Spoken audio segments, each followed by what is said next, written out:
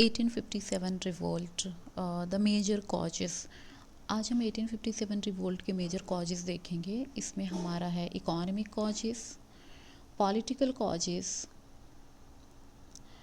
Administrative causes, socio-religious causes, influence of outside event and discontent among sepoys. These are the causes of 1857 revolt. So if we talk about economic causes, so there were heavy taxation, new revenue settlement, discriminatory tariff policies of British government, and destruction of traditional handicraft industries. Heavy taxation लगाए जा रहे थे Indians पे।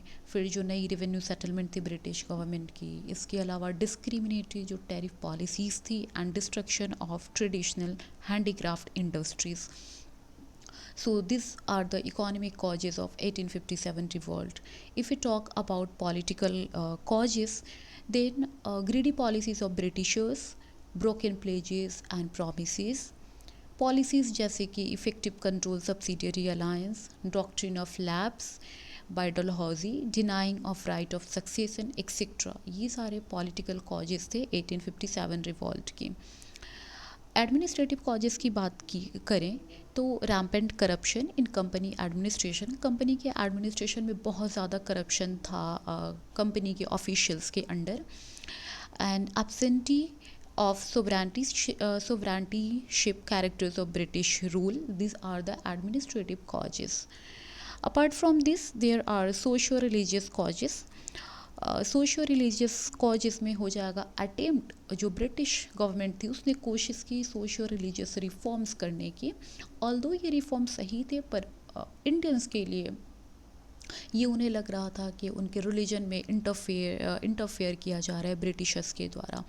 सो इसमें था abolition of सती 1829, जिसे Lord William Bentinck ने किया था. Support to widow marriage and women's education, ये मेजर सोशियो रिलीजियस कॉजेस थे. इसके अलावा जो टैक्सेस लगाए जा रहे थे टेम्पल्स की ज़मीनों पे और मॉस्क्यू पे, रिलीजियस प्लेसेस पे. Apart from this, Religious Disability Act 1856, these are the socio-religious causes.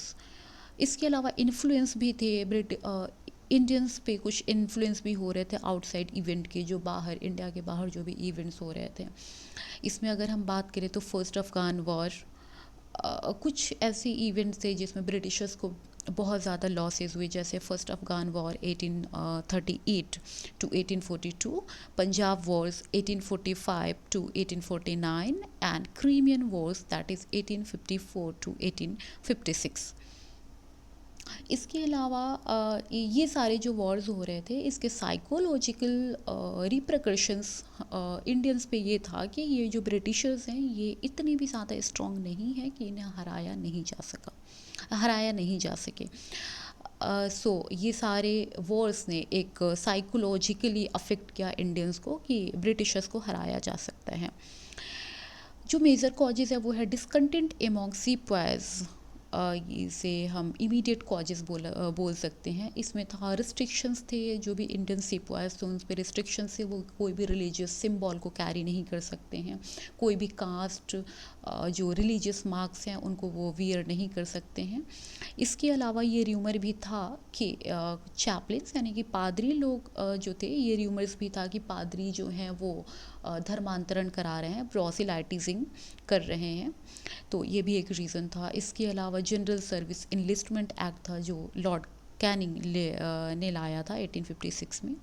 Denying of foreign service allowance, यानी सिंध और पाकिस्तान वगैरह के एरिया में जो भी इंडियन सिपाहीज़ होंगे उन्हें भत्ता नहीं दिया जाएगा. ये एक डिसकंटेंट था सिपाहीज़ में. इसके अलावा अनेक्सेशन ऑफ अवध. जब अवध का अनेक्सेशन हो गया तो जो इंडियन सिपाहीज़ थे उनमें एक तरह का रोष पैदा हो गया, क्योंकि अवध जो था वो बहुत सारे सिपाहीज़ का होम था. That is why. Discrimination against Indian सिपाहीज़ in matters of promotion and privileges. Apart from this, जो ब्रिटिशर्स थे वो इंडियन सिपाही के साथ प्रमोशंस में भी डिस्क्रिमिनेशन कर रहे थे. ये भी एक रीज़न था. Rumours of mixing of bone dust in flower, आटे में हड्डियों के चूर्ण मिलाए जा रहे थे, ये भी एक रीज़न था. डिसकंटेंट का सिपाहीस के अंदर. And the most important thing is that introduction of infield rifle. The most important causes of the most important military causes was introduction of the infield rifle. So these all were the major causes of 1857 revolt. That is for today. That's all.